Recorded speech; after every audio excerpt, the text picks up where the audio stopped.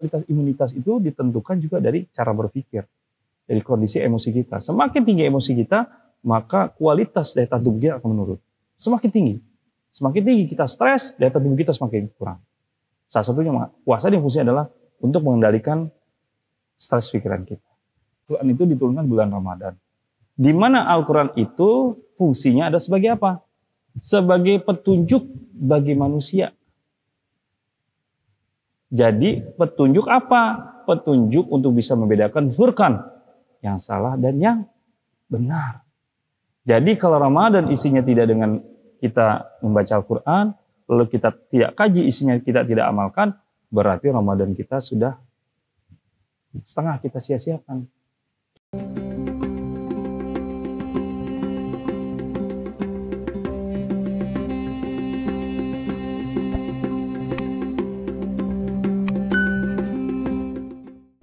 Den, apakah dengan puasa dapat meningkatkan imunitas dalam menghadapi COVID-19 yang sedang mewabah ini, Den? Ya, terima kasih pertanyaan Bung Yudi, bahwa apakah puasa bisa meningkatkan kekebalan. Tadi sudah saya terangkan sedikit ya kekebalan karena puasa.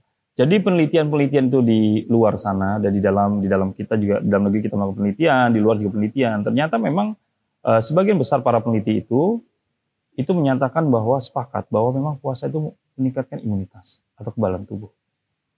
Jadi hebatnya, kenapa semua penyakit yang khususnya gangguan metabolisme, contohnya gangguan gula, ya, pasien diabetes contohnya, pasien tekanan darah tinggi, ya, itu bisa mampu dikendalikan dengan diturunkan itu dengan apa? Dengan puasa.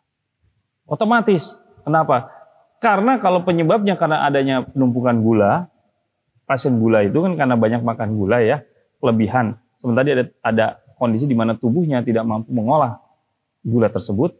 Nah, dengan puasa maka jumlah kadar gula yang dalam tubuh itu akan berkurang dengan sendirinya karena digunakan untuk aktivitas yang lain. Nah, itu contoh. Terus tekanan darah juga begitu. Dengan adanya orang berpuasa maka tekanan darah bisa turun. Kenapa? Salah satu pemicu tekanan darah adalah makanan dan pikiran. Pemicunya.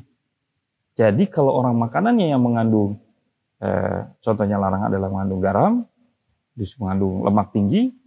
Nah, dengan puasa dia akan menurunkan. Kecuali Bung Yudi buka puasa makannya yaitu comro, ya, tahu goreng, tempe goreng gitu, ya, gitu.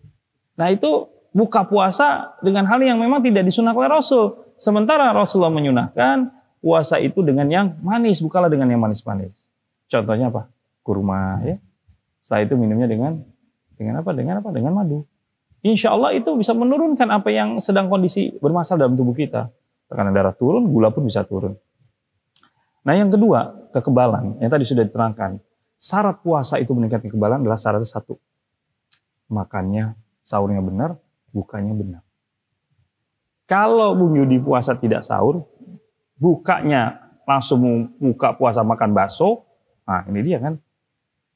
Udah lagi nggak minum, makan bakso langsung plus goreng-gorengan, maka yang terjadi apa? Bukannya meningkatkan kekebalan, ya, tapi perut yang Yudi rasakan akan bisa merasa penuh. Ujung-ujung apa? Sering rasa ada rasa mual.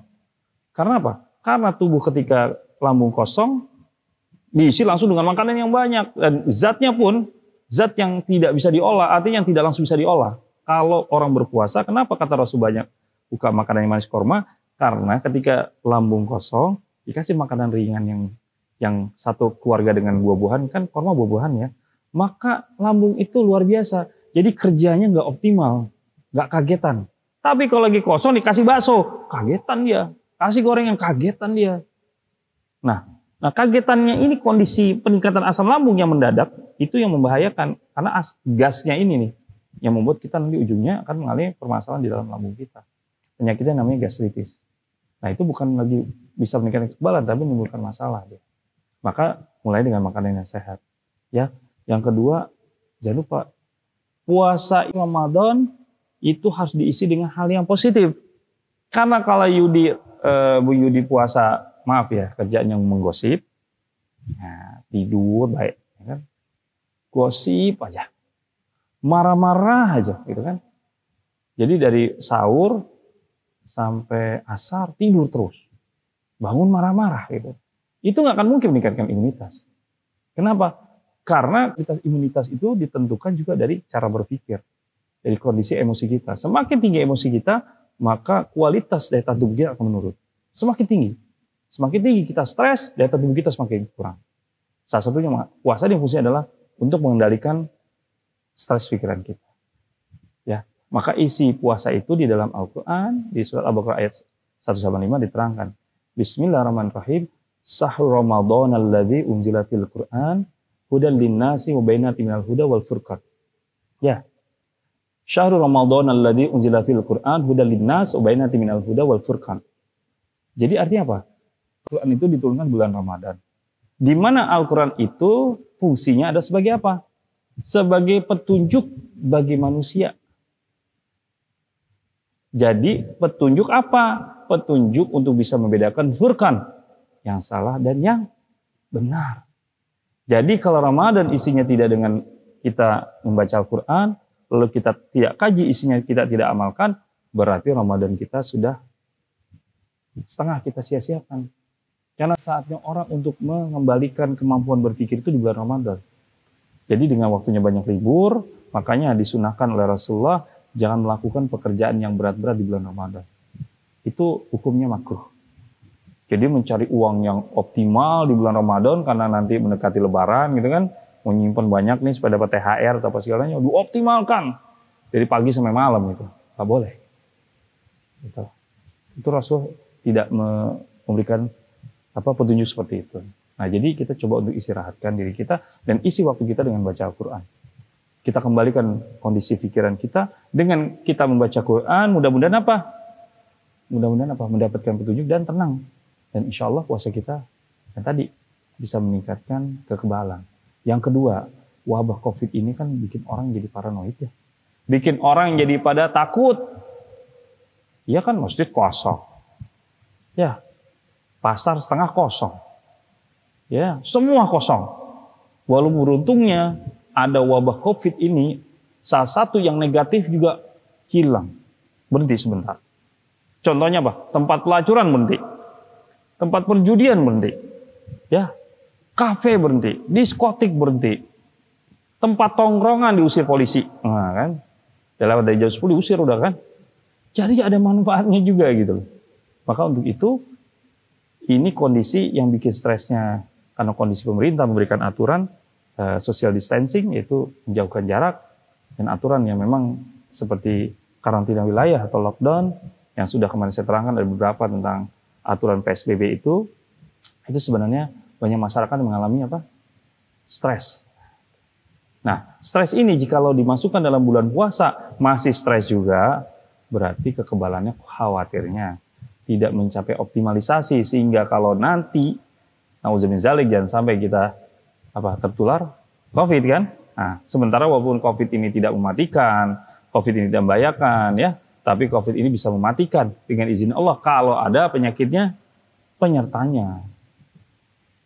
Nah, jadi untuk bisa Allah sembuhkan penyertanya adalah satu dengan puasa. Puasa yang benar. Bu Yudi, ingat, puasa, usahakan puasa full 30 hari, sholat jangan ditinggalkan, dan sahur dan berbuka sesuai dengan sunnah. Ya, jadi kalau nanti berbuka jangan cepat-cepat makan, tapi isi dengan yang ringan-ringan ya, dengan makan manis yaitu korma. Lalu kalau mau minum usahakan minum madu, jangan teh manis, karena kalau minum teh manis, teh itu bisa menyerap cairan sehingga kita sudah kurang cairan, minum teh tambah lagi kurang cairan. Sementara gulanya ketika masuk dalam tubuh, dalam lambung, maka dia juga bisa meningkatkan asam lambung. Jadi jangan minum teh manis, tapi cari yang kalau tidak ketemu madu, kita minum sirup. Boleh minum sirup ya. Begitu Bung Yudi. Ada pertanyaan lain? Ada pertanyaan lain, jawaban lain? Ya, mumpung ada pertanyaan, Bung Faisal. Sudah cukup? Oh. Saya mau justru mengingatkan ini di nanti bulan sebentar lagi, kita berapa hari lagi bulan Ramadan. Jadi mudah-mudahan kita bisa mengisi bulan Ramadan ini kita dengan optimal, lebih baik dari bulan yang lain, bulan yang lalu, maksudnya Ramadan yang lalu.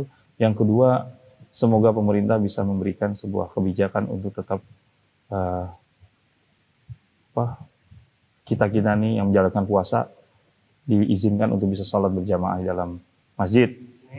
Dan juga untuk nanti untuk selanjutnya diizinkan untuk sholat berjamaah, sholat Idul Fitri dan juga halal bihalal, ya. Amin, ya. Semoga kita berdoa di bulan Ramadan ini semoga Allah angkat musibah wabah yang ada di negeri kita ini, di dunia ini, yaitu salah satu wabah COVID-19. Dan juga semoga dalam menjalankan Ramadan atau puasa di tahun ini kita bisa mendapatkan ridho Allah dan menjadi manusia yang fitri, arti manusia yang kembali kepada fitrah, yaitu kembali kepada kesucian dan juga kembali kepada sehat seperti semula. Terima kasih. Kita akhiri dengan baca hamdalah, penutup doa majelis. Subhanakallahumma wa bihamdika asyhadu an la ilaha illa anta astaghfiruka wa atubu ilaik. Terima kasih atas kehadirannya. Semoga ini bermanfaat untuk kita semua. Mohon maaf lahir dan batin atas apa yang saya sampaikan, kurang lebihnya. Assalamualaikum warahmatullahi wabarakatuh.